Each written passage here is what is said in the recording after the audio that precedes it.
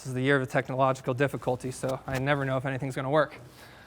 We are focusing on, again, your pension system. So we have, of course, the CSRS, which hopefully is nobody in this room, right? Just want to double check, all right? So we are focusing, of course, on the FERS, Federal Civilian Retirement System, okay? Just a little bit of history. We refer to the CSRS as the stump because when it was originally founded, all they had was the pension. Okay, and you know, rough mathematics, it works out to if you stay long enough, about 80% of what your high 3 would be. Okay, so that's all they had. Everyone's probably looking, hey, 80% of what my high 3 is. I know what my high 3 is now. I probably like that number. Okay, we fast forward to where you're at now. All right, the FERS system. We call it the stool because what CSRS doesn't have is they also don't have Social Security. Okay, so you guys get the pension, first leg of the stump, right? You also have TSP with a match. And then, of course, you also receive Social Security. So that's why we call it the three-legged stool. Up until, I want to say in the 90s is when folks, you know, that they were transferring over from CSRS to FERS, okay? Of course, you guys got the match, and CSRS folks started saying, well, what the heck, that doesn't seem like an equal playing field, you know, even though their pension's calculated a little bit higher. So after a couple of jibber-jabbering, eventually what happened with the CSRS system is they do allow them to save into a TSP account, so they have a TSP account, but they do not match it, okay? So that was, I guess, their way to try to level out the playing field there. Okay, so for all intensive purposes, everything I just said about CSRS you can throw out. That was just kind of some knowledge for you. All right, we need to focus on FERS. However, since this is a Title 32 class, we do have some caveats. All right, so these are kind of the only two slides that will really focus on Title 32 requirements, and this is way in the middle. So rules and administration. The age for retirement pay can be reduced by 3 months for every 90 days on a deployment during a fiscal year prior to September 30th, 2014. Okay. Active duty mobilization had to have occurred after January 28th, 2008. Activations for national emergencies, national disasters after January 2013 are allowed for credit toward early retirement. Okay. You must still complete 20-year service requirement. I don't think that's anyone's raising hands there. Yes, sir. What if you don't have 20 years? If you do not have 20 years in regard to, as far as the active duty time, is that what you mean? No. Within the federal, Within 20 years. We'll get into that. Okay. We'll get into that. Yep, good question. We'll get into all the different, because here's the thing, I'm kind of doing a sidebar here with Title 32, and then I'm going to jump into actual federal civilian service, how that's going to relate and your time there, okay? So again, this is just related to Title 32. Deployments after September 30th, 2014 that cross into consecutive fiscal years can be credited toward early retirement pay, okay? Deployments in support of overseas operations can be credited toward FERS retirement with a buyback. We're going to get into buyback, buying back time, okay? So we're going to get into all of that over the course of this afternoon. Typically age 60 with 20 years, okay? However, qualifying service toward early retirement pay, deployments in support of overseas operations, mobilizations for national emergencies authorized by the governor and paid for by federal funds, and other active duty service periods, including training, military, schools, etc. Okay. You must have been a member of the Guard or Reserves during the period of qualifying service. Okay.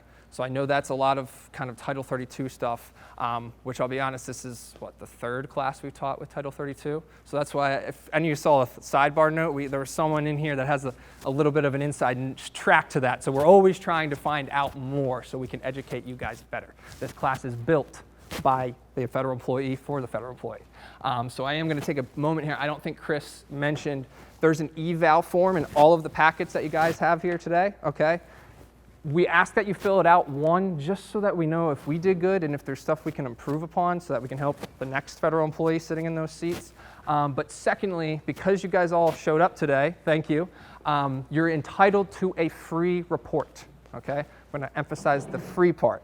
Government paid for that to happen already. So if I only have one person show up for a report, I'm smiling ear to ear because guess what? I got paid the same amount as doing what looks like 40 reports, okay? So I do want to let everyone know that. If you fill out the evaluation form and put your contact information down, please don't be mad that we call you, okay? If you don't put your contact information down, guess what? We can't call you, okay? But we still would appreciate just, 5s all around. If you're going to circle 1s, don't worry about handing in the eval form, okay? So again, we're going to actually dive into here the FERS annuity, the FERS benefit. And you'll see as my personal belief is I'm a big fan of pensions, okay? Mainly probably because, guess what, I'm a private sector employee, so I don't have a pension right now. Maybe that's why I'm envious, okay?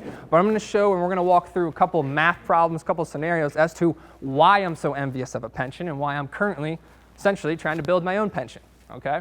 So you guys have a defined benefit pension. If you retire with a certain amount of years, a certain amount of credible service, a certain amount of a high 3, it is going to give you an X dollar amount of a pension for usually the rest of your life and the rest of your spouse's life if you choose so, okay? Right there, that's a good deal, all right? Currently, there are 7% deductions paid into the FERS system. Now, being that I'm teaching a pre-retirement class, not a new hire class, I hope no one in this room falls to the last two bullets there, okay? This is all based on hire date. So I'm going to assume everyone in this room is probably in the upper 2 echelon, okay? So 7% contributions. None of us are going to get rid of that 6.2% Social Security tax, okay? So we're all going to pay into that. And right now, everyone here, sitting here, pays 0.8% into your FERS retirement system, okay, to receive whatever benefit the pension would give you, okay? Now you can see, depending on when you were hired, what's the one thing, and part of the reason why I, as a private sector employee, don't have a pension is because they're so darn expensive, all right? They're really expensive to keep afloat. One thing you guys have going for you is, guess what? You're one of the largest employers in the country, if not the largest, right? So you have a lot of revenue coming from the folks that are paying into the pension system. However, in 2013, they realized, we're going to run into a problem here shortly. So what they did was they increased what the current employee pays into the system by a lot, okay? They increased it to 3.1% of your salary goes into the pension system, okay?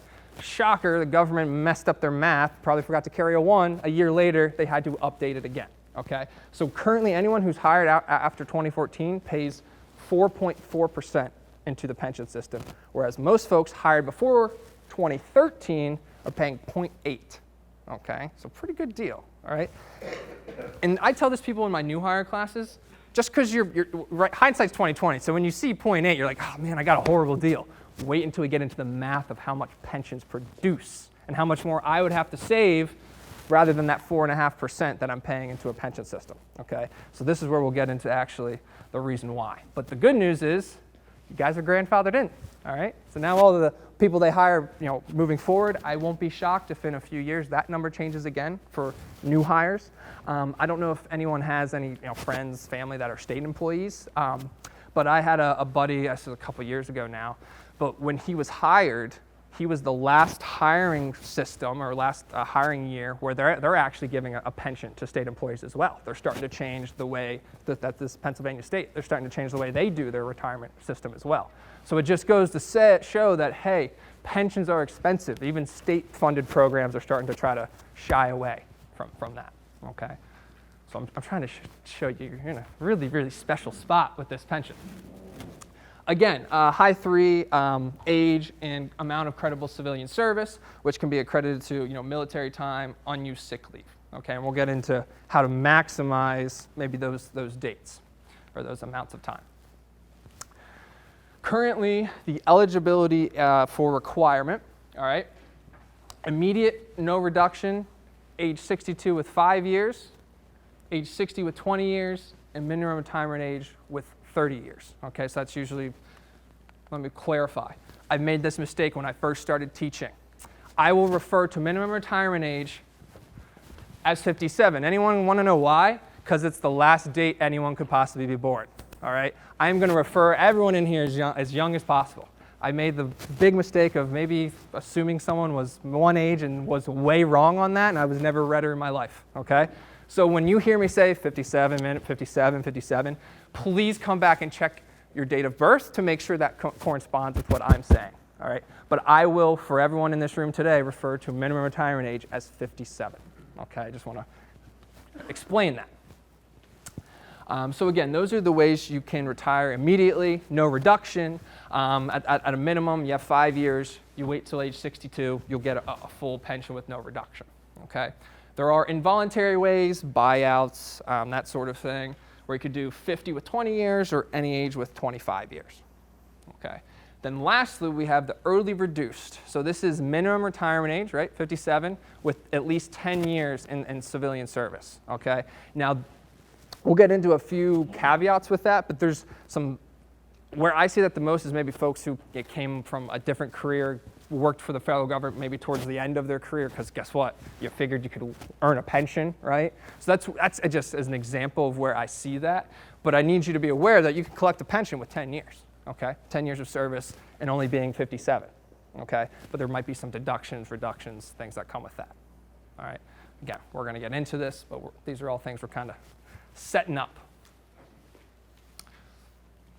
So again, there's 2 minimum requirements. You must have at least 5 years of civilian service, all right? You must be considered FERS on the last day of service. Minimum retirement age, it's, again, earliest age, you saw that chart. At least 10 years of service and varies on the year that you're born. Okay, that seems like a little bit of repetition. This is averaging over any period of 3 consecutive years of credible service. Okay, it does not need to be continuous, meaning you can take a break, come back. Okay, if you had a break in service, came back, okay, they would still count those years as your high 3. Okay. Basic does not include bonuses, overtime pay, cash rewards, holiday pay, travel pay. However, it does include locality pay. So just a fun story of a client of mine that I had once. He worked, out of the Mechanicsburg Navy, okay? And so because locality pay is calculated into your pension, this particular person's figuring out, I think at the time he was like 6-7 years from retirement. He had seen, just messing around on the, whatever that online portal is you guys have for job openings, he had noticed that there was a job opening, same step grades, same exact pay, same requirement as far as what he would do on a daily basis in Hawaii, okay? Now, we live in central Pennsylvania, so living-wise, pretty cheap, locality-wise, very cheap, okay? So when we were doing the math and figuring out, we realized that by him moving, okay, and the plan at the time was for him to go work there for at least 3 years, okay? More or less, we expected that to go 4 or 5 years. We obviously know where he was going, right? But the plan was, look, if you take this job and live in horrible Hawaii for a couple of years, you're gonna add almost $20,000 onto your high 3. Not because you did anything different, not because you changed your job or had a higher stress, but just because you understood what counts towards your benefits. Fast forward, now he's been there for I think 5 years and they just bought a condo. I don't think he's coming home, okay? But that was the plan at the time, was for him to keep the house, come back to Pennsylvania, and he would have received obviously a higher pension based on where his locality was, okay? Shocker. I don't know if I would ever want to leave Hawaii either. But that's just one personal example we've been able to just incorporate understanding your benefits and to make your retirement system or your situation better. Just nothing changed for him. It was just, hey, these are the rules. I'm going to maximize the rules that are given to me.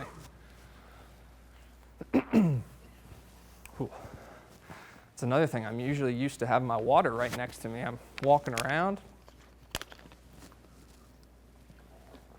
So the credible civilian service is time between appointment and separation where you actually pay into the FERS system, okay? That little FERS deduction on your pay stub, or that it's a few blocks down from your actual locality adjustment there. It'll say FERS, okay? Anyone ever see that box on your pay stub? That's how much of your own money has gone into the pension system, okay? Maybe some of you guys have that number up in your head. Remember that when we start getting into the math of how much you put into the pension system and how much it's going to pay out to you. Okay, that's one of my favorite parts about this. Leave without pay, workers' comp, part-time service. This is all credible civilian service. You can breaks, and then you'll see military deposits, redeposits. Okay, and we're going to get into the math of it all, but really what it comes down to is buying back time if it makes sense. So if anyone had a break in service, okay, maybe where you worked for the federal government, left, okay, for whatever reason, came back, you are always able to buy back the time where there was that break, okay? Same goes for military time. So I'm going to skip through this because that's pretty obvious, right? Contributions not refunded, guess what? You've got time. Contributions were refunded and you rehired, you would need to make a redeposit for that time, okay? Again, we make a flow chart for that. I have to laugh because I think everyone has got that pretty much taken care of. Again, same scenario based on, of course, the hire date. And then this is just active duty time, okay? There is, of course, time for you to buy back military time, all right? When reviewing that, the first thing we always say is please do the math, okay? In some cases, it'll make a lot of sense. In other cases, it would make 0 sense, all right? I can't sit here at the room and say it's going to make sense for you, it's not going to make sense for you. It all comes down to the math, okay? But there is ways to add on to, of course, your FERS, credible civilian service time, which would increase your pension. Again, I don't know if that makes sense for where you're at and where, of course, your active duty time was prior. Okay. But this is the first way I want people to understand how they can at least maximize the time they have on from their service computation date. Okay. So years and months matter, but days can be lost. So in this person's particular situation, they had 27 years civilian service, 3 years military service, and 1 year sick leave, okay? So, and you see there's like 27, 8 months, 1 year, 4 months. So those years total up to 31 years, all right? Then of course we add the months together and they get 32 years. Notice on the days column, I don't know if this has a, that they almost total up to a month, okay? Now, months count towards credible civilian service. You can get paid on your pension based on the month. However, this person is going to walk out with only 32 years. Okay, if they retire today, they're going to get credit for 32 years. So I either let people know, one, figure out a way to work 27 days less, okay, because find a way to take 27 days off, okay, or work 3, 4, 2 more days, 1 more day if it's February, right, to receive that extra month's worth of pension calculation. Okay. Again, this is just paying attention to the close nitty-gritty details of your situation, your pay stub, your service computation date. But that's one area where, hey, someone works for 3 more days, 4 more days, they just added a whole month onto their service computation. I just don't want to see anyone, lose almost a whole month of work, essentially. Lose is a strong word, but get the point, right? That slide looks familiar, doesn't it? We're just going to go right on through that. All right, so the first thing is the computation and the calculation, all right? So there's 2 big ages here, 60, 62, all right? Anyone under age 62 or age 62 with less than 20 years, your pension is calculated 1% times your high 3 times your years and months of service, all right? Actually, fairly simple calculation. If anyone's ever seen the CSRS calculation, that thing's a mess, okay? So very, very simple calculation. I believe you can reach out to OPM for estimates. Again, because you're here, you can get an estimate, all right? Age 62 with at least 20 years, the calculation changes from 1.1%, okay? So it's 1.1% times your I3 times your years and months of service. That's almost a 10% increase on your pension, okay? That calculation, all right?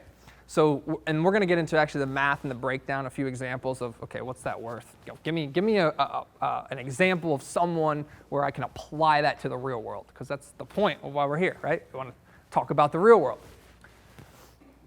So to compare the two, 60-year-old with 32 years, all right, her high 3 is about $98,000, works out to a pension of, we'll call it almost $2,700 a month, okay? That's a 60-year-old. A 62-year-old, and this isn't even taking into consideration extra contributions to your TSP, the extra money in your bank account maybe because you worked 2 years longer, okay?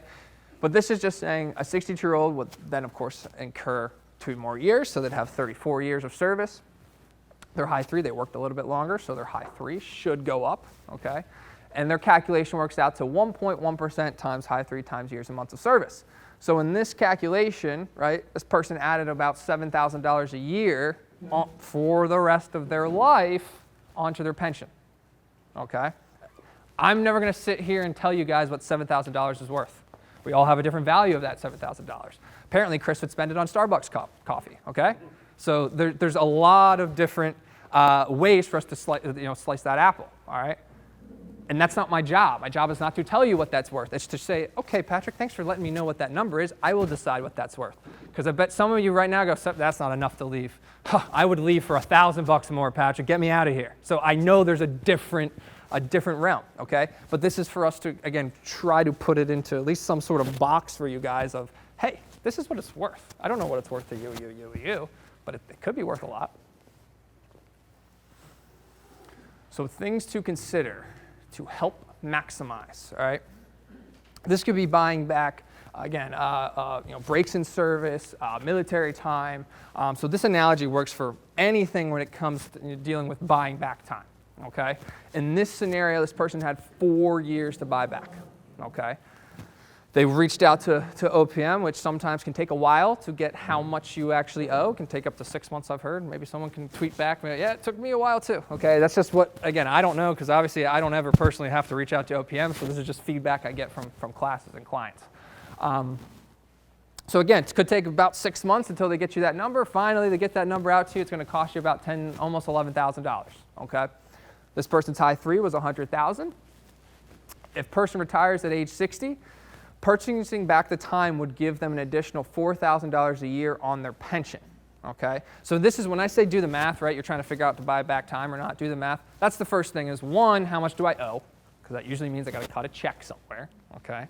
So I have to cut a check. How long is it going to take me to recoup that money that I sent out, okay? Because again, it's a pension, so it's going to come and you just have to live a certain amount of time until you get that money back. All right, and so in this person's example, it would take them less than 3 years. If it was a $10,500 check they had to write for that time back and increase their pension, it would take them less than 3 years. As long as they live for 3 years, they would at least get the money back from their pension, okay? Another reason why I love the pension is because you see at a 4% withdrawal rate, this would be like saving $100,000, okay? Now we could argue all day about withdrawal rate, and we'll get into that tomorrow in the TSP section. But a lot's happened in the last 3 or 4 months. Interest rates are low. Anyone refinancing their house, right? It's like everyone's doing it. Yeah, hand raises here, right? You can even refinance your car note, okay? Everyone's refinancing everything they can. That's a silver lining. However, withdrawal rates, income rates, they've fallen too. It's hard to provide the same amount of income from a fixed product, a fixed investment than it was 3 or 4 months ago, okay? So I would even, maybe argue that withdrawal rate needs to be higher, okay? But for the point of this class, 4% withdrawal of $100,000 is $4,000 a year, okay? So in this example, that person, and again, this is a rough analogy, but that person basically wrote a check for $10,500 and got one back for $100,000 because of the pension, because of the income they were able to generate. Would anyone else write a check for $10,500 and let someone give you $100,000 back? I think we'd all probably say yes, all right? So this is a way you can shrink the gap. Now I know this only applies to folks that kind of have time to buy back, okay? However, this is how we're going to get into how much is my pension worth. Maybe you can't grab it, maybe you can't stick your hand in the piggy jar or the piggy bank, but you're all closer to millionaires than you think sitting here right now, okay? And it has to do with your pension. And I call it capitalizing your assets. What actually are my assets worth to me over the period of my retirement, the period of my remaining career, okay? 60-year-old couple, 30 years of service, high 3 of $100,000. Their pension works out to about $2,500 a month, okay? Again, because we said they were a couple, we want to show you guys, okay, hey, survivor benefits. What would that cost? So there usually is a 10% survivor benefit cost, 50% maximum survivor benefit. So again, if I'm the federal client, whoops, people that are listening to the mic are like, stop in your chest. If I'm the federal client, that means I would have to pay $250 out of my pension to make sure my spouse, if anything happened to me, would receive half of that $2,500 number. Okay, so really I would receive $2,250. So how much would it cost through your TSP to purchase that same monthly benefit? We're talking $2,500 a month for the rest of my life, every month, no matter what happens. Again, based on withdrawal rates, this number could probably be higher now, but to purchase a $2,500 a month single life annuity, it would require a balance of almost $600,000 in your TSP. $600,000, okay? Again, if your pension works out to $2,500 a month, and this is great, it's a great example for you, okay? Because by having a pension, it's like you saved $600,000. Remember that number I said in your FERS calculation will say, hey, here's what I've contributed on your pay stub. It says FERS, a number. All right, go check that number next time. I'd be shocked if it was more than $50,000. I would be shocked, completely shocked. Okay, especially if everyone's got 0.8%. You should probably finish out somewhere around between $20,000 and $30,000 as to what you have personally put in to the pension system that will runabout way give you a pension that's worth almost $600,000. Okay, I would sign up for that every time if I could. And when I first started out, maybe Chris will even tell you this tomorrow. I was, again, studying all this stuff, realizing, hey, I can really maximize my benefits here. Hey, Chris, what's keeping me where I'm at? Why don't I just go become a federal employee? And since I understand the system, I don't want to say I would, screw the system, but I would try to find out a way to maximize that pretty well. And of course, here I still am. So I guess you had a good answer to that. Recruiting office is up there. Guess I said that in the wrong building today, didn't I? I didn't really mean it that well. No, I'm just kidding. But yeah, so that's exactly where I've come to. And I know Chris talked about the opinions of your benefit doesn't matter, right?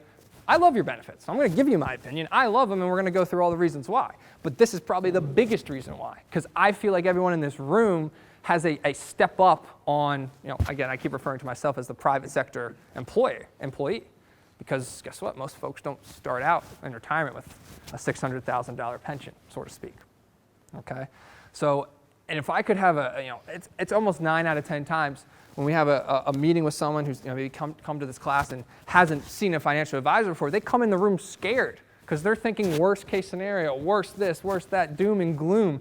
And I will tell you, from comparison to outside private sector folks to federal employee folks with a pension, you guys have a higher probability of success. I'm just telling you on the track record, okay? And it's because of things like this. I call it blinking income. You blink, you get a check. It's a pretty good deal, okay? I'm working on trying to get one of those deals, okay? I don't have one yet. And you can obviously see the math for what it works out to be if you do take survivor benefits, okay? So I'm not going to run into that. But because this was updated in 2016, I do think your pension is worth more now than it was in 2016 because of what I said about interest rates being so low. Because that withdrawal rate probably needs, it takes more to provide more. I think the value of your pension has gone up over this crisis over the past few months. Okay, now that's obviously going to dip and flow to see whatever happens for the rest of the year. All right. So, and this is just, okay, well, what if I just invested my first contributions instead, okay? Because, again, I have a pension, but maybe I'm the whiz kid, and you'll hear my horror story of how I thought I was a whiz kid when I got out of college. If I take my first contribution and just invest it, I'll pick the best stocks, okay? If you worked for 30 years, earned a constant $100,000, that's just so we can do the math on what your first contributions would be, you would have contributed $24,000 over that 30 years. Okay, if you put that $24,000, 10% return, your investment would have grown to $151,000. Hey, I'm not batting an eyelash at 150 grand. That's awesome, but it's not almost 600,000. Okay, and we've had a little bit of a roller coaster year. I know, depending on what some folks might have done in their portfolios, you could be having an awesome year. You could be having a mediocre year. All right, we're having a mediocre year. Okay, it is hard to get 10%. Average return over the course of, I guess this is a career, okay? So 10%, okay? That's hard to do. It's not guaranteed. The coronavirus showed us that, okay? There's a lot of dips and flows. So I even think that might be a lowball estimate because who's to say that we're going to consistently get 10% return, okay? So that's just an analogy to show you, hey, again, pension system, it's not a bad place to be. So, should I keep my contributions or withdraw them? All right. Now, I don't know if this will apply too much here because if you guys are thinking about getting out, right, you're probably thinking about getting out to retire, okay? But this is the reason why a lot of the times we'll try to show folks why you want to keep, that money inside that FERS block on your pay stub. So in this case, someone worked for the federal government for 10 years, so from 25 to 35, and they made $50,000 during that time frame, okay? Over that 10 years, they would have put about $4,000 into the pension system. So they are owed at 62, right? 5 years at 62, they're going to have a pension of about $5,000 a year. So if you withdrew the $4,000, instead of leaving it in there, right? You withdrew it from the pension system because you left your job, whatever. You would have invested it for the 27 years and achieve a 12.7% annual return to achieve the same level of income as if you would have kept that FERS contribution inside the pension system. Okay, because again, it works out to $4,000, 12.7% comes out to $100,000. Okay, and a 4% withdrawal of $100,000 is $4,000 a year. Okay, so you're still short. Okay, as opposed to, and this is again probably more geared towards the new hire class, but it's why if at any point you think about taking your FERS contributions with you, double check the math. Okay, because again, the math that I'm referring to is check your pension calculation, and to achieve the same return with an investment is going to be not impossible, but pretty darn hard. Okay, I know there's a lot of people that try to shoot for the moon. All right, so I don't ever want to say impossible. MRA plus 10. All right, you are eligible for a reduced annuity when you reach 57 or whenever your birthday is. Complete at least 10 years. 5 of those have to be civilian. Okay, 5 of those must be civilian. Benefits are reinstated if you delay retirement to age 60, 62 to avoid penalty. I don't want to steal too much of Chris's thunder because he is doing the health insurance section, but I know he already stole all my thunder today. You will need to retire on an immediate annuity to take the health care with you in retirement. Okay, so I know that's like everyone's listening. Healthcare, healthcare, healthcare. All right, so you will need to do that. All right, it means you retire. You say, I'm retiring, I want my pension as I walk out the door, okay? Unless you are a minimum retirement age with 10 years, unless that's the system you plan to go under, then you are able to defer your health care benefits, defer your pension, and pick that up later without canceling the ability to take your health care into retirement, okay? That is the only time you can defer your pension and still take the health care benefits into retirement with you. Okay, so and again, I'm not going to get into the healthcare section, but this is a little bit where they intersect. So if there's anyone thinking MRA plus 10 in here, all right, understand that if you want to not have a reduction, because again, it is a reduced pension, all right, it's about 1% for each month under the age of 62. Okay, so there is do the math. It doesn't mean a reduction's bad. I mean, it's not ideal, but if the math works out for you to go earlier, go for it. But if you can afford, again, because other things, right? Usually if we retire at 57, well, we're not Social Security age yet. I'll give you a tidbit that you can access your TSP at that age, okay? But we'll save that for tomorrow, okay? But usually when I say if you can afford is, well, where's the money going to come from if you don't take your pension? Okay, you're going to continue working? Maybe that's a possibility. All right, but I just want anyone to understand that if you're thinking MRA plus 10, you're able to defer taking your pension, wait until it comes out of this reduced period, okay, because you've come of age, and then you can still take your benefits with you. When I'm talking about the benefits, the health care is part of the benefit. I call it the benefit because you get to take it with you. You know, you personally get to take it with you for the rest of your career. Something happens to you, your spouse gets to have that health care as well, okay? So again, I don't want to get into the health care discussion because you guys will have a plethora of questions tomorrow on that for Chris bright and early, okay? But I just wanted everyone to understand that one little caveat there, okay? No questions.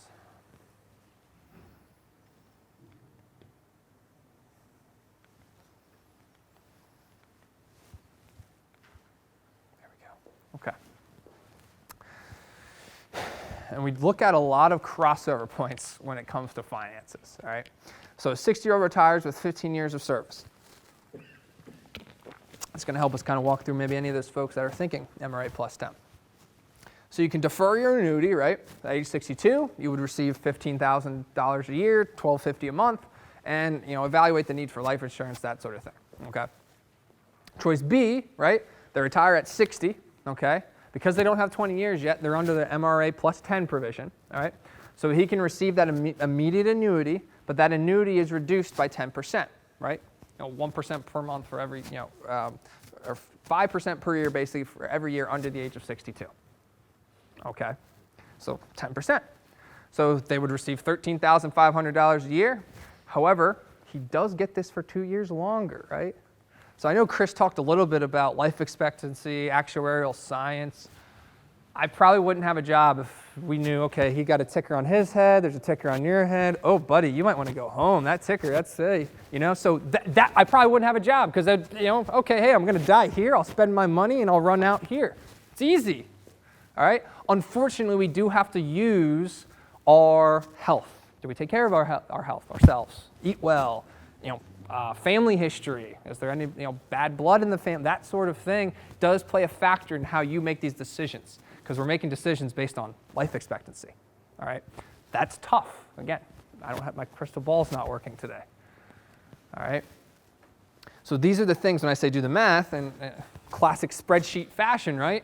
Hey, I would receive this much for I have to make it to what's my crossover point as far as how long do I have to live if I defer. If I take the money later, how long do I have to live where I feel like I made the best decision, okay? So in this scenario, we assumed a 2.5% cost of living adjustment.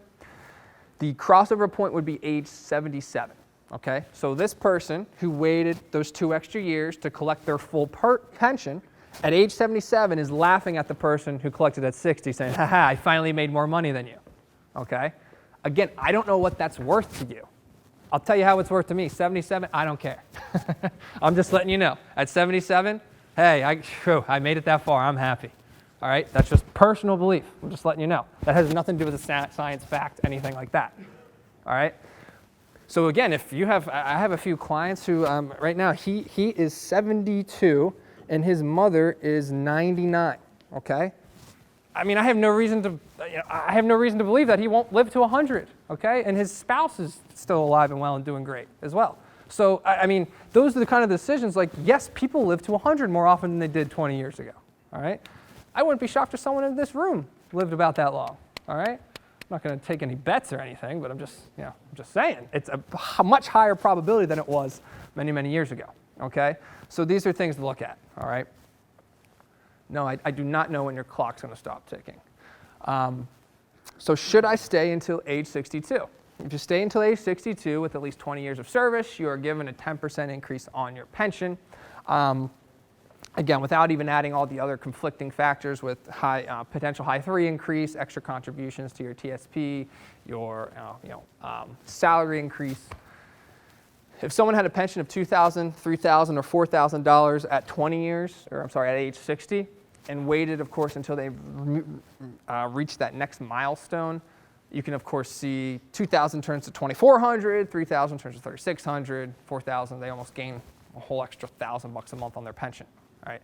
Again, some of you might be chomping at the bit to get out of here. This slide doesn't pertain to you, okay? But others, and part of what the, let me see if I have an example of it, yeah. Part of what this benefits analysis does is show you, hey, if I work 1 year longer, 2 years longer, 3 years longer, however many years longer, what is it worth to me every year that I stay working financially for my pension, for my overall financial health? What is it worth to me? Because I bet everyone has the number, right? Like if someone, hey, I'm retiring this year. Well, we would pay you X amount to stay. Does everyone have that number? Like, okay, maybe I would stay then, all right? Or maybe they can't be bought, all right? Again, these are some of the things that you got to start thinking about when you're headed towards retirement. There's a happy balance of life, happiness, and of course the financial balance of it all. Okay, but this is a way to shrink the gap. I got a quick question. Yes, please. Whoops. Back in that formula you had, Yeah, yep, or yes, that one. or where they're showing after at age 77, the other one. Oh, there we go. Yeah, that one. But that doesn't, correct me if I'm wrong, that doesn't factor in the point too that the person that worked at 62 was receiving a $100,000 a year paycheck. Right. That does not That's account for that. just that. Correct. That's just that. Because you're right. If we count that in, yeah, the person's working too much. Yeah, their paycheck, you could say their savings is bigger because maybe they, right. And then again, that's why it's so hard to kind of compare apples to apples in these situations. We do our best, but there's always going to be a time where you can add in a third factor, a fourth factor, and go, hey, wait a minute, isn't this really actually lopsided towards one side or the other? So, I mean, I don't want to say this in a dulled down way, but we work longer, we know it's better, right? I mean, that's just how I want to, again, I don't mean to insult anyone there, but the longer we work, it's usually going to be better for a number of reasons. This is one of them, but there's a lot of unanticipated reasons for why that would be a better situation. And it also gives you time to plan. I mean, hey, I was going to go this year, but I think I am going to work one more year. I'll save X amount. I have seen that before where folks kind of defer just to come up with that one last year of, okay, hey, this is my final planning year. I'm definitely getting out this year, okay? So yeah, it's a good point, very good point. Any other questions, guys? No one? Yeah, this isn't like the healthcare section. I feel like I have a question every 30 seconds, okay? So again, we're always trying to translate how does this pertain to your TSP. So you're getting the point of that, right? We're trying to show you, okay, if this was investments, if this were dollars, how does that pension system pertain to my TSP, all right? So in this case, it's just saying that extra $420 a month that came from that person for staying an extra 2 years works out to about $5,000 a year. And obviously $5,000 a year withdrawal works out to $126,000 in the TSP. Okay, so if you're getting to the point yet that, hey, if I can bring home, if my pension, I don't know, if I get at least $5,000 a year for my pension, that's worth $126,000. Now, like I said, you can't grab it. You can't say, oh, wait, I'm going to go to the casino. I need that $126,000. You can't do that, but it's still worth, as far as the capitalized asset of what that's actually worth to you over the lifetime, it's worth $126,000. Okay. Now, I'd be reason to bet that most people in here are at least 10 years, around there, so your pension's probably going to be more than that. Okay? And then the other thing that, going through the federal booklets, understanding them, and then all of a sudden I go, wait, they get something else that I don't get? Get a supplement, okay? And this is strictly just to federal employees, okay? And why I love it is, hey, federal government says you can collect Social Security at 62, right? So in my brain, and we can collect and access our TSPs at 59 and a half, right? So government really wants you retiring somewhere around 60, 62, just based on the way they've written the laws, right? This allows you, minimum retirement age, to collect a supplement up until your age 62, just because you're a federal employee. They'll say, well, congrats, you've been able to retire prior to my governmental age that I think you should, and you might need something to supplement that. You're going a little bit earlier than what we expected, and you still have some years until 62, so we'd love to help you out, okay? So folks who are eligible for this supplement, minimum retirement age with 30 years, age 60 with 20 years, are under special provisions, okay? It is not available under MRA plus 10. Okay, so remember the MRA plus 10 folks, they can defer their health care, they can defer their pension, all right, and they can pick that up later. So that's the one positive, but you will not receive the supplement under a minimum retirement age plus 10 provision. Okay, and again, the supplement works out, I think that's on the next slide here. Yeah, so it works out to be about 70% of what your Social Security is supposed to be at 62. So hey, again, not a bad deal. If you want to just apples to apples comparison, at 57, 58, 59, whenever you decide to retire, you're taking home about 70% of the Social Security you're supposed to. You only have to make up 30% of that now for those remaining years until you reach 62. Okay? However, and we'll get into Social Security here the second half of this afternoon, but because you're able to collect Social Security at age 62, the supplement will stop at 62 regardless of what you do. All right, they've already given you a good enough benefit, okay? So if you pick up Social Security at 62, great, they're going to stop the supplement. If you don't pick up Social Security at 62, they're going to stop the supplement, okay? So plan for that. If your goal is to defer Social Security until 67, then we call that a bridge period. You got to find from 62 to 67, I need a 5-year bridge until I can turn on my Social Security, okay? If that's your plan, I'm just using an example there. We'll get into my thoughts and beliefs on Social Security, okay? Not the facts, not the figures, but the beliefs on that. And then, of course, we'll get into the facts, okay, as to the actuarial behind that. All right? But again, another reason why I'm envious of the pension, and most importantly, envious of the supplement, is because only federal employees receive it. Yes, sir. Backtrack. That's okay. Your high three. Mm-hmm. Is that go off of your gross income, or what comes out of that before you? So gross, yes, it is all based off of, Least gross, there's nothing taken out. nope, high three, hey, here's what's up in your upper right-hand box on your pay stub, bam, that's what the percentage, and they calculate it that way, yep. So that's how we were able to use the locality pay for the one client of ours, because, hey, they're just looking at that top number. We don't care whatever the other deductions are going on down there, we don't care. That's what they count the high three off of. Okay. So again, another reason why federal employee, private sector employee, we sure as heck don't have this, okay? So again, higher probability of success because you have more blinking income. However, there's got to be some sort of, I got to put some sort of handcuffs on you guys, right? I'm just giving you good information after good information. So there is an earnings limit if you take the supplement. I'm sure we're all aware there's an earnings limit for Social Security, okay? Exactly the same, all right? So about $18,240 is what you are able to make if you are collecting the supplement, all right? So if you retire, I'm going to use an example. Say you retire at 57, all right? Maybe you don't want to hang up the hat for good. Maybe you still, you still got some energy left, all right? So you're still able to go back to work, but just be careful that you don't start to reduce the free benefit that's owed to you, all right? Again, free. I don't get it, so I'd be kind of mad at if any of you work too much to not use that benefit, all right? So again, we make a joke with George because his mother makes exactly $18,239 every year, okay? On the dot, now that raises every year, but it's to make sure that we keep Social Security flowing, okay? Keep the supplement flowing. Yes?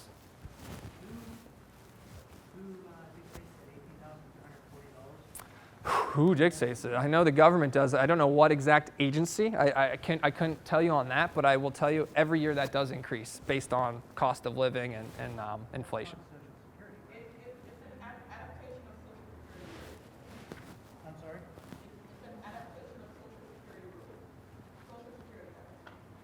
Because Social Security, for Social Security, of course, they decide what the earnings limit is for that. They have the same. The way I would put it is they have the same rules as Social Security, the supplement. So I went to the Social Security office and I inquired specifically about the federal retirement. And I said, well, for Social Security retirement, what's the ceiling? If I retire Right. federally today, right. what's the ceiling? And they said there is no ceiling. But this is coming from the federal program? There is certainly a I mean, I'm not sure, and I'm shocked because as I get into, I usually say, hey, Social Security office, they know their stuff.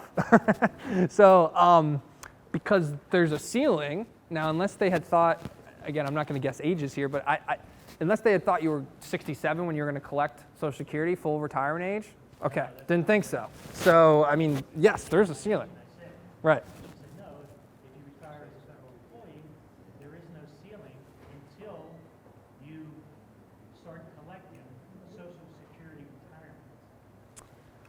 I couldn't, from the context, I just don't know where that would have came from. I mean, there's a ceiling. There's a ceiling for your supplement, and then up until your full retirement age, the ceiling is that right there, 18,000. And we'll get into when it changes. After 67, you can make as much as you want. Okay, your full retirement age.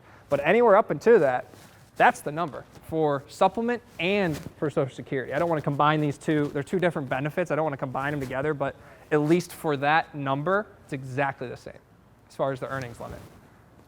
So I don't want to say you were misinformed before, but I'm kind of saying you might have been misinformed before.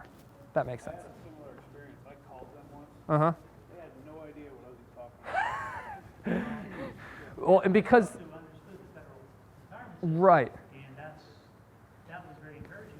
And she said, you understand that? No, I think that was the collective ceiling for Social Security. She said, you would, as a federal employee, you would only have to be concerned about it when you start collecting Social Security retirement.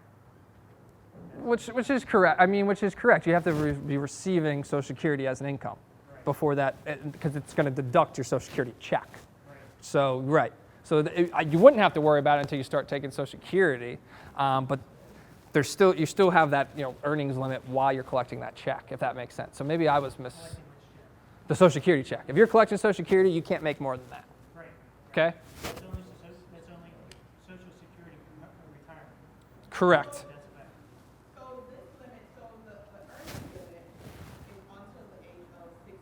At age 62, there's no more earnings limit. That limit goes away at age 62. Well, there's still an earnings limit at age 62. What she's referring to is the supplement. Because what we're doing right now is combining two separate benefits. This benefit, Trying to figure out where this came from. This is part of the federal program, the ceiling there, then takes the third amount. And then they're saying if there's a span of years where you have no ceiling, then after 67. Once you reach full retirement age, there's a slide somewhere in here where we'll show you full retirement age. After you reach full retirement age, you can make $1 million a year and still collect your Social Security check. From 57 to 62, that's the earnings limit. From 62 until your full retirement age, that's the earnings limit. I know it's obviously not the answer that you were given before, so I hate to be the bearer of bad news. Yes? Now, does that include, is that just solely your income, or does that also include the spouse's income? So that would include your income, and it's earned income only.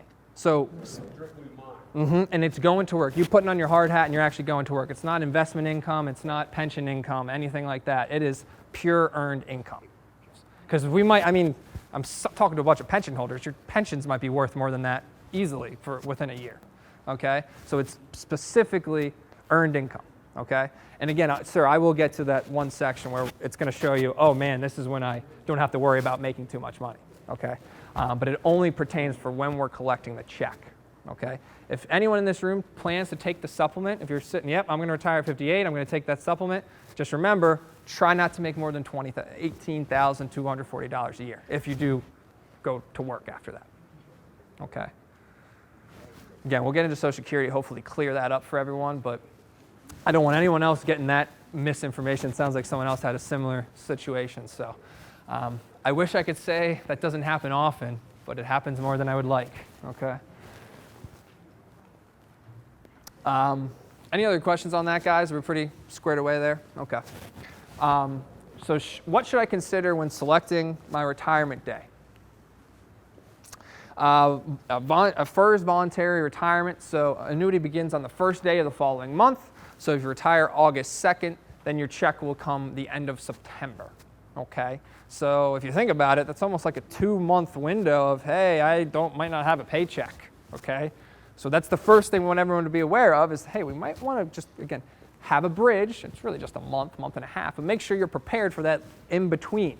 What my federal clients tell me the most is that the thing that they have to get adjusted to is we all get paid 26 times a year right now, right? Guess what? You retire, that changes to 12. We pay some bills, right, with the first check, pay some other bills with the second. It's just a hard transition. That's all I got to say. It's budgeting. It's going back to budgeting 101. So if I had to say that's the one thing that people complain about, have to get used to, it's the number of checks that they get. Maybe the amounts are the same, but it's just the timing of those checks. It's change, and we're not big creatures of change. Okay. So also end of pay period dates. Okay. Really, when's the best time to retire? End of the month. Specifically, but end of the year. Okay, end of the month, end of the year. Why? Because there's a few things you have. Of course, you're going to maximize your annual leave. Okay, I know a lot of folks who are sick a lot the last year of work. Okay, because now again, we saw that sick leave does count towards your credible service. So do the math before you start taking a lot of sick leave days.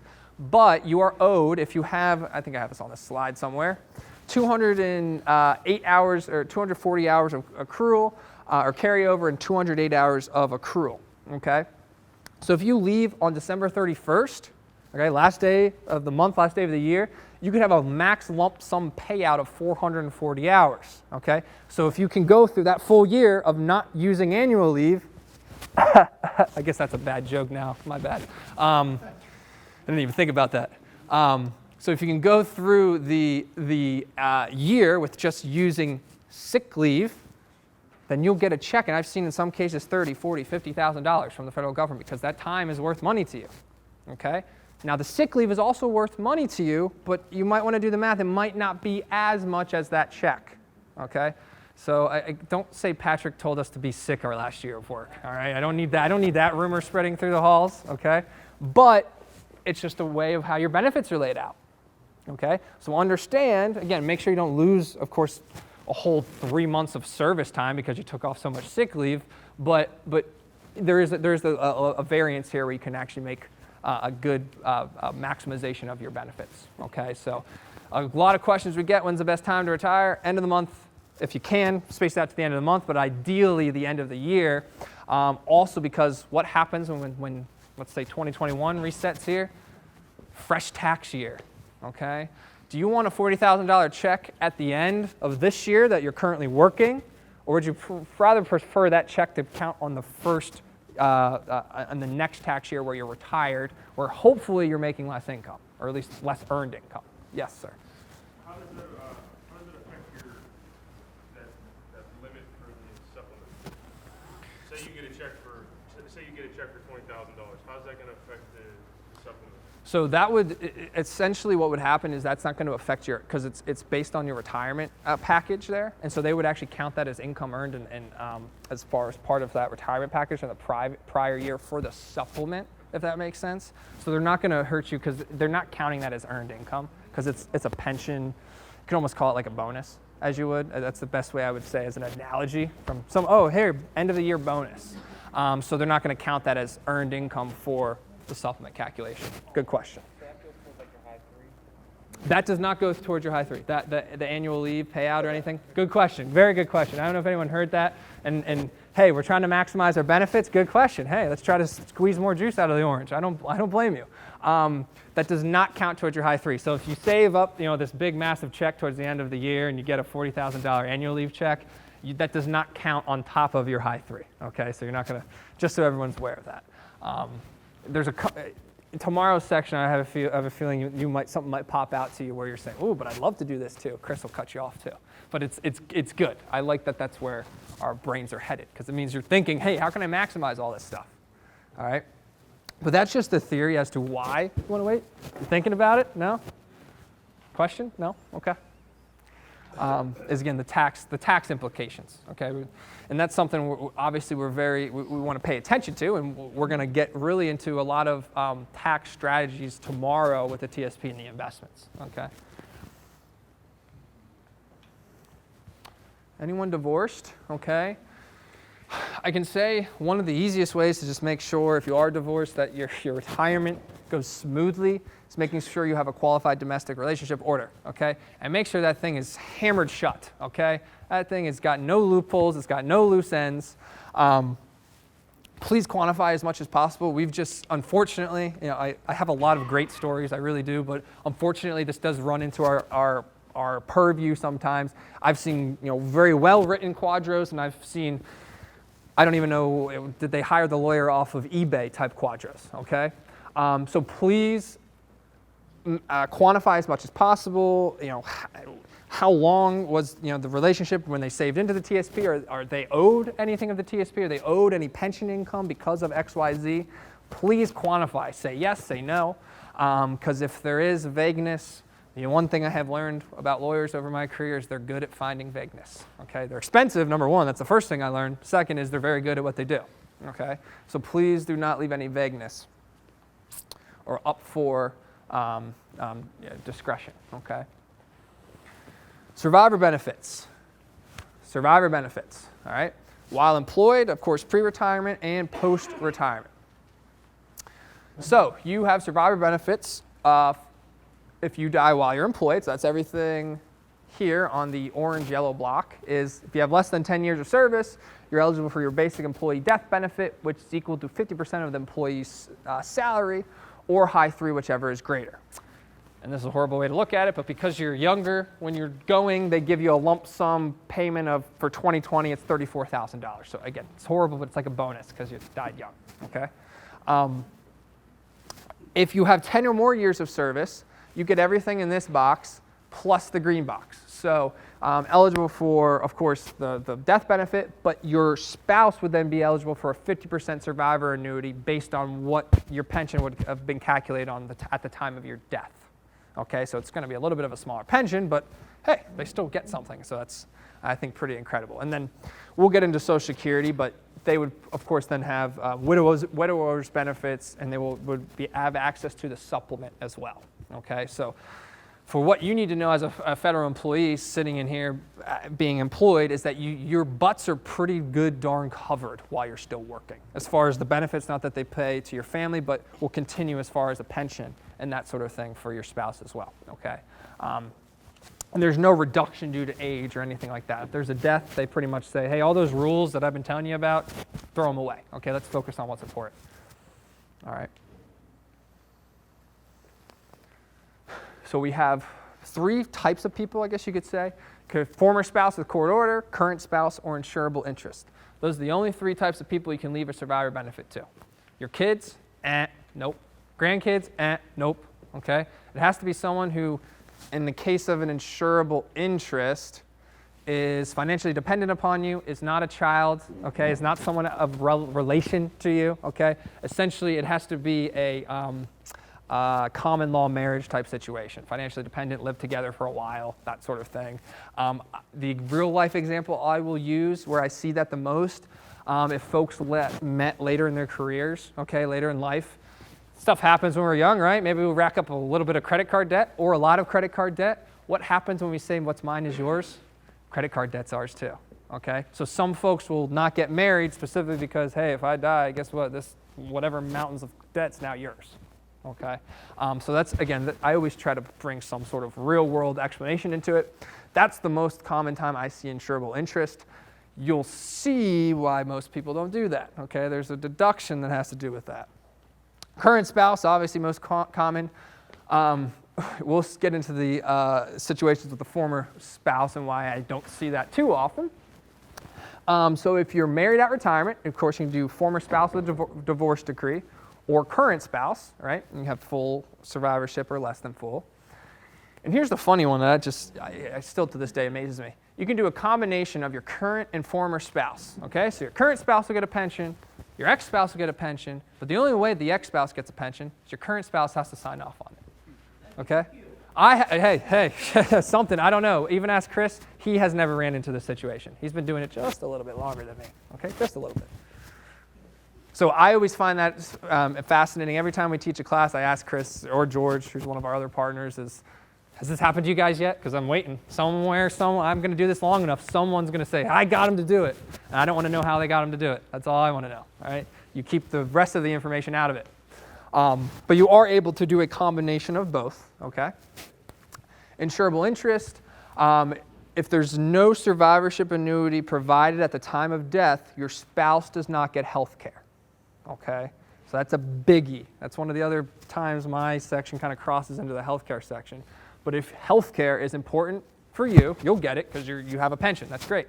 If it's important for your family after you go, you need to leave a survivor benefit, okay? You don't have to do full. Yes. Nope.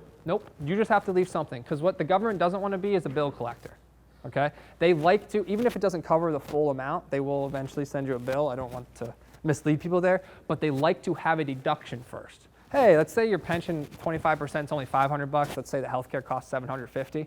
They like the fact they can take that $500 from you right away. Of course, they would send you a bill for the rest of whatever that is, but that's why they do it that way, is they want to have a deduction.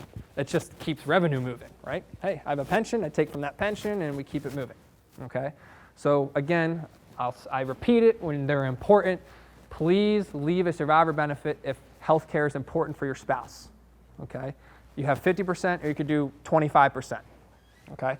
10% cost, 5% cost. Well, I think there's a few slides in there we get into actually the cost, okay? Everyone's cost is going to be different because it's based on a percentage of what your pension is equal to, okay? So in some cases, I've seen people spend $500, $600, $700 a month, okay, on survivor benefits off of their pension because of how large the pension was. It's just a percentage based. So we'll get into here a little bit. Is that the best way to protect my survivors? Does everyone fall into that one tunnel of federal survivor benefit? Well, I'd say someone should. I'd be shocked if we all fell into the same tunnel. Some of us, absolutely. The federal benefit's the best way to go for a number of reasons. But we're going to walk through at least some, again, trying to kind of shake your branches of outside ideas of make sure we're not going with the shiny plan right in front of me. That's the federal government. Hey, and I've talked to you and I've told you, I love the federal plan. All right, it's got a lot of benefits, but the shiny thing right in front of us isn't always the best thing for us. Okay.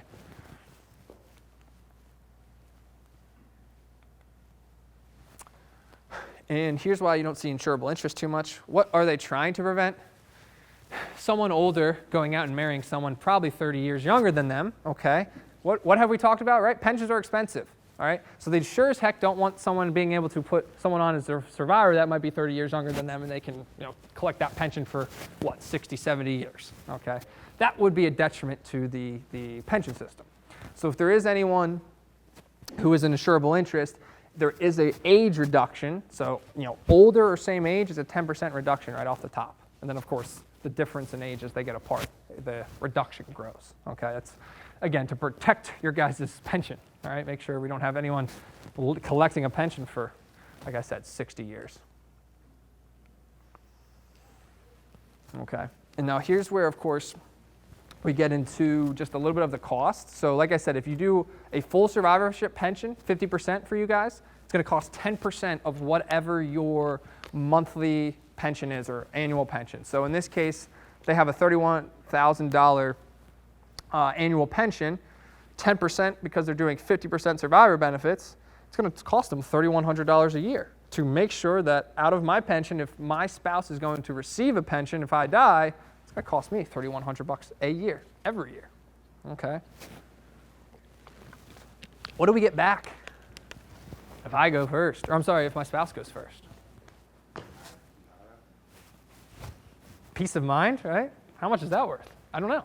Everyone's got a different value on peace of mind. But that was the purpose, right? It served the purpose of, okay, hey, I was hoping I would go first. I didn't. Shoot. Okay?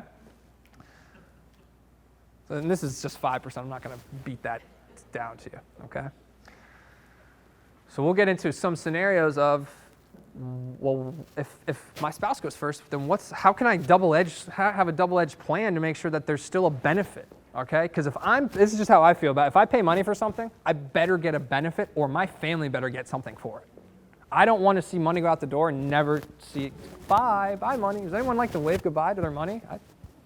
I feel bad when I throw out food. I feel like I'm throwing away money, okay?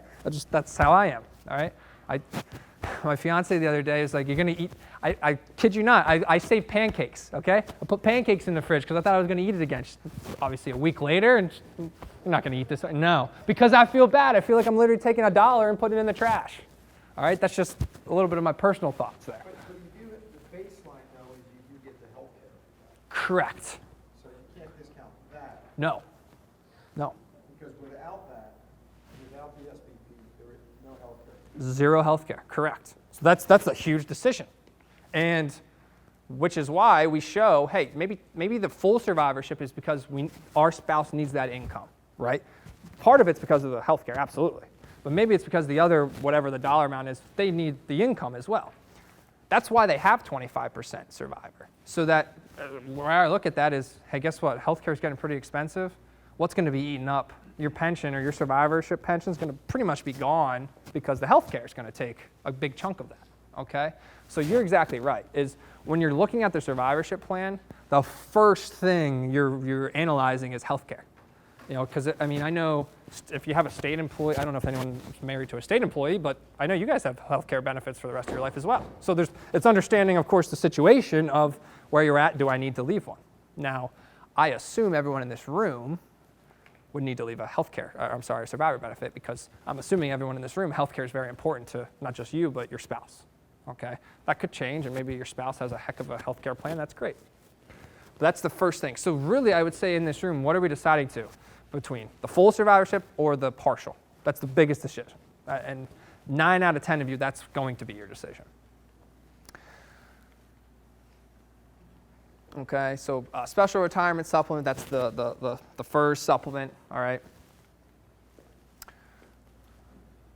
So, because I want to get into, I'll stop us at 3, we got 20 minutes. Some alternative strategies, some ideas to, like I said, give you that double-edged sword, all right? Because what I don't want someone to happen is pay money and not get anything back, okay? Again, we don't have that little ticker above our heads. So these are things we have to plan for. I always like to say, be prepared, not surprised. That's one of my favorite things I like to say. This coronavirus definitely, I was unprepared, certainly surprised. I think we all were. So how can I make sure that I'm more prepared in retirement for the things that are, the unexpected is going to happen? Life happens, life throws curveballs. I'm sure we're all aware of that at this point, all right?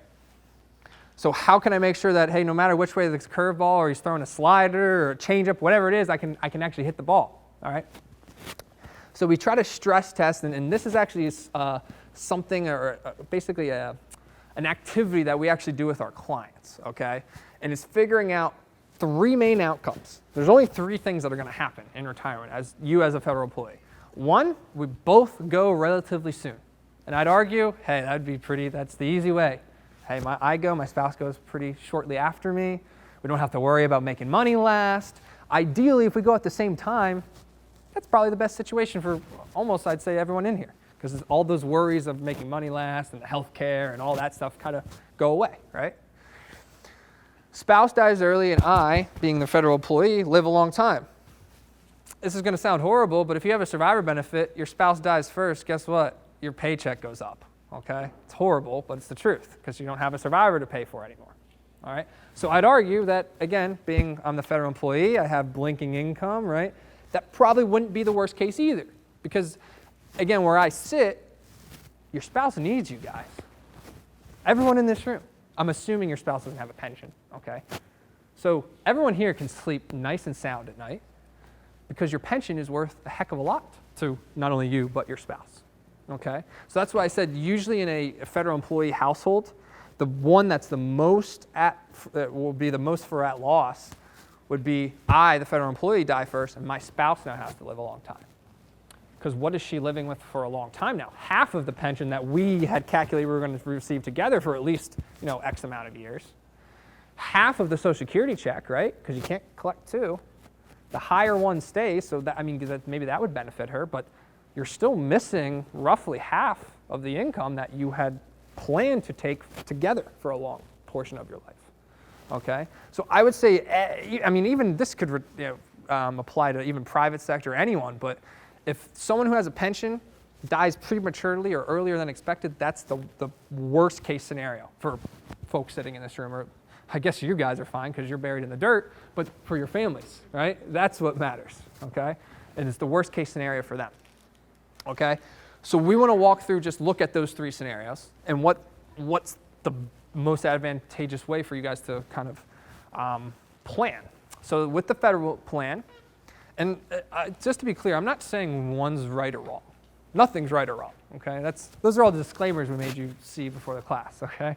But it's to open your eyes so that hopefully I tell this to my clients too, you guys have plenty of time before retirement, okay? Open a door, walk through it. Worst case scenario is just slam the door and you never have to go through it again. But you've actually closed off one portion of your plan to say, all right, I can focus more on what's going on around me because I know that doesn't make sense, that's not for me, whatever the situation is. But going to check out options at this point is never going to hurt you. You're always just right back where you started if you want to be, okay? So that's why we're telling you all this, so you can maybe start to research and do some thinking on your own.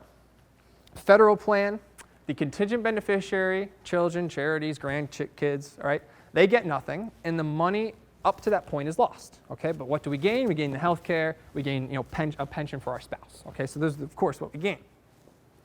However, and this is where, hey, are kids, grandkids important to you? Is legacy important to you?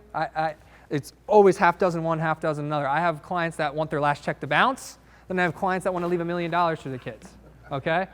I'm over here, I can tell you that right now, all right? That's just how I was raised. And I tell my parents, that's how I want you to spend your money. Don't you dare leave me $1, okay? So that's going to differ. But if legacy and planning is important to you, grandkids are important to you, maybe the whole, family wealth is important to you, then this is a bad plan. I'm not saying it's a bad plan in general. I'm saying if those are your qualifications, well, you're going to be a little bummed when, hey, I the federal employee, go, hey, my spouse is the last one that gets any benefit. When she goes, benefits stop, okay? So again, if that's your situation, federal plan's spot on. self-insurance. Now, this can be life insurance, which Chris will get into a little bit tomorrow with your insurances, or you can even say TSP. Now, I wish I could put a big asterisk and a word blurb around me. Asterisk there because I don't want you to combine and commingle TSP funds that are also for income for survivor. Okay, so I'll get into that towards the end of this here. But again, that's what self-insurance means. I have enough money left over that if I pass, they can turn either a lump sum death benefit into an income stream, or again, I have enough saved up that when I go, we've worked out the math, that TSP or investment account's yours, and that's going to provide your income stream. Okay? With the self-insurance side, if it is a life insurance policy, contingent beneficiary would obviously get a lump sum tax-free death benefit. Okay? You can put obviously primary beneficiaries, you can put contingents, so once the primary goes, contingents would receive a benefit. Point being, if I write a check for something, I know my family or someone I care about will receive something for the check I'm writing. Okay? As opposed to the federal plan. All right?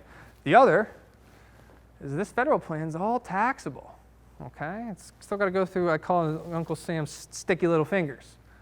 If you do use life insurance, which there's a reason why it has its own IRS tax coding, it is truly tax-free. And I don't care how many advisors you talk to, if they don't tell you life insurance is the most efficient way to transfer down assets, they're lying, okay? It is the most efficient way to transfer assets to people because you miss all the taxes. Whoever gets it, there's no one coming after them. Okay? But, there's other factors there, right? Life insurance based on your health, your age. There's a lot of things. So does that make sense? I don't know. Scenario 2 is the spouse dies early and the federal employee, lives a long time. So in the federal plan, right? Hey, federal employee, my spouse is gone. Yes, horribly horrible. And so my pension goes up, okay? The pension goes up because I don't have a survivor benefit to pay for. However, let's say, what was one example? It was about $3,000 a year for their pension, okay? If I live 10 years, me and my spouse live 10 years, my spouse goes first, I just spent 30 grand. And, now she's picking daisies, unfortunately, right? So wouldn't it be great to have something that gives back that $30,000 or gives you a way to maybe let someone else reap the benefits? I want you guys to reap the benefit. Personally, I'd like you to, but if you can't, I want your family. I don't want it to go to, okay? So with the self-insurance plan, the federal retiree, right? So if my spouse dies, the whole reason I got the insurance policy on myself was, hey, I'm supposed to go first here. You weren't supposed to go first. So I can either decide, one, okay, how nice have the kids been to me lately, right? Since mom's gone, how nice have they been? Do I want to keep the policy? Do I care about legacy? Is that important to me? Maybe it hasn't. Maybe the kids have, gone and worked for Google, Facebook. They're all millionaires on their own. So, money isn't something that you want to give to them, okay? So you have the option to actually cash out your policy. In the instance of whole life permanent policies, you'd build a cash value. So you go in, say, all right, I'm going to cancel this policy. I don't need it anymore. There's no one relying on my income for when I die. So I can at least get the money back and maybe go buy that sports car, that midlife crisis you wanted to buy, okay? Whatever it is, all right? You at least get something back, okay? They can also, again, in there's contingent beneficiaries on the self-insurance plan. So that's one of the biggest things is, if contingent people, family, loved ones are important to you, you need to start looking at a outside survivorship plan. Okay, as far as, yes, we know we got to pick up some sort of health or survivor benefit at the government for the health care, but do we want to pay the full amount, or do we just want to do the amount that gives us our health care benefits? And do we need additional income for our spouse if something were to happen? Okay. I don't know. Not everyone needs to necessarily worry about this because you might be self-insured. You'll see here in a few slides a literal, it's like a one-page form that I sit down with people is, hey, here's how much money you're going to be making when you're both around. Here's how much money is going to happen when one of us goes. And then, it's for me to essentially shut up and to let the spouse say, hey, I'm not okay with that. That's a big negative number. Okay, and I'll get into that here. And then lastly, the federal employee, goes early and the spouse lives a long time, okay? Now in that scenario, right, you may even want to argue the federal plan might be the best because it's based over a long period of time, right? Now, it could be a short period based on how long you live, but if you live a while, the federal plan is always going to be the best because it's a pension that pays out over your life expectancy. So the spouse will receive a survivor benefit with COLAs for the remainder of their life, okay? Self-insurance, the spouse will receive a tax-free death benefit, which they would then, of course, turn into an income stream. So they could essentially turn it into their own pension. If there is any money left over at the death of my spouse, after using the money that came from me, that money can then get passed down to other generations, kids, grandkids, okay? So again, the outside plan is really to focus and make sure that, hey, if I'm gonna leave a survivor benefit, make sure I understand who's gonna be provided benefits to. And I don't want anyone in here accidentally disinheriting your heirs or disinheriting your kids when you thought you were gonna leave them something, okay?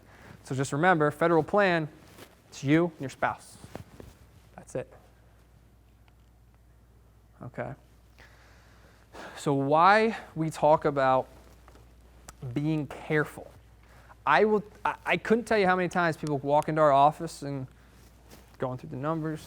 Yeah, no, but I didn't want to touch that part of my TSP. That's for my kids. No, I'm not going to touch that. That's for way down the road. I'm not going to touch that. Okay, that's for my spouse. Okay. The problem with doing that is it's all in one bucket. So you physically cannot provide income and provide protection at the same time. Okay, now remember, those are only two buckets. Nobody ever gets down here, deferred, free to spend without consequence. Okay, my goal is to get everyone in this room down to that last box. But where we get stuck on is everyone's up and producing income. Okay, so that's the first thing you need to do is check the box of, you talked about needs and wants this morning. Okay, here's what I need, here's what I want. You can provide an income stream with X amount. How much money do I need to provide my income stream? Okay, whatever that number is, you figured that out. Set that dollar amount aside. Earmark it. Put a investor policy statement. This money is for income, nothing else. Okay? Because what happens if we start commingling the two, right, is, okay, I have my one big TSP account. It's, for income, but it's also for my spouse when I go. Oh, but we want to celebrate, anniversary, big anniversary, or maybe someone graduated, kids graduated, grandkids graduated. I want to have a nice bottle of wine at dinner, or maybe I want to pay for dinner. So as you start thinking, okay, well, we're going to go outside of maybe our budget here and there, what you're really doing is, hey, honey, you can do with less, right? That's okay. We'll borrow it for this. I really want this nice bottle of wine tonight, So it's taking from the spousal protection box to pay your income. Okay? Eventually, if you do that enough, what happens? You run out of money, right? And now your spouse is left with nothing, okay? Or not with the sufficient funds that we had meant for or intended. So what we try to do is come up with that number, whatever it is, set it aside. Check, okay? That money is for income. It's only going to be used to pay my bills, pay the month, whatever it is, okay? Second is, okay, if my spouse, I think it's on the next page, yeah.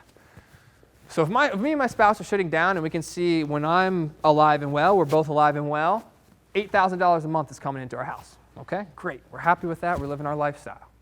When I go, there's only $5,000 now coming to the house. So I shut up and say, okay, how does that make you feel? Does that scare you?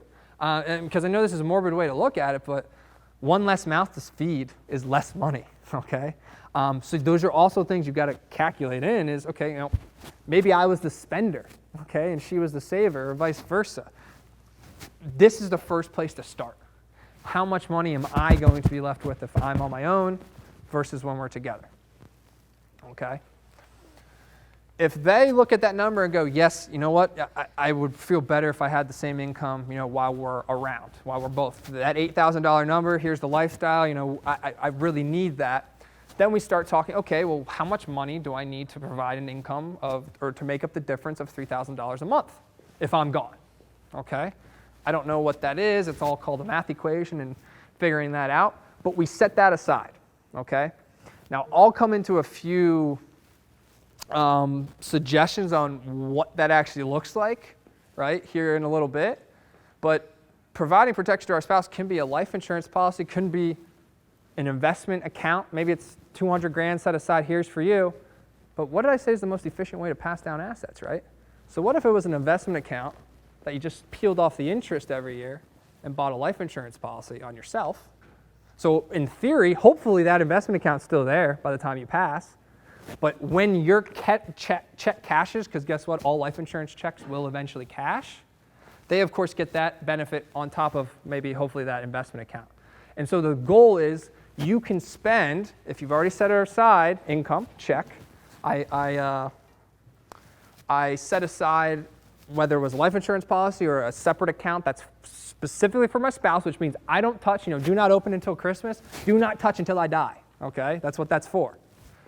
If I can set those two up aside, I know I can literally spend the rest of my money. Because if your income's taken care of month to month, bill to bill, maybe you give yourself a little leeway to have plus minus, $200, okay?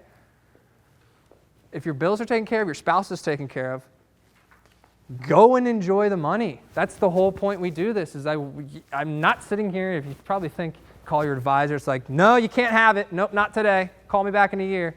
I want to send everyone their money, okay? I want you guys to go enjoy it.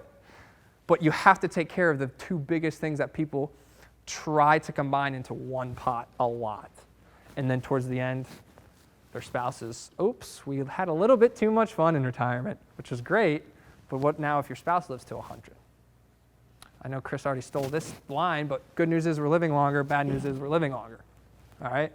This is one of the ways to hopefully at least that concept kind of resonates with you guys, because I would love for that to kind of sink in so people stop saying, oh, my TSP's for this. How is it for that? How are you going to stop yourself from crossing over the line? Okay? So please, this is my goal for everyone. Spend, enjoy. Because if the other two are set up, you can go and spend, because every month the income is going to come in and you don't have to worry about stealing from your spouse, because she's protected or he's protected. That's why we say person with the most assets doesn't win, the person with the most choices or the availability wins. All right.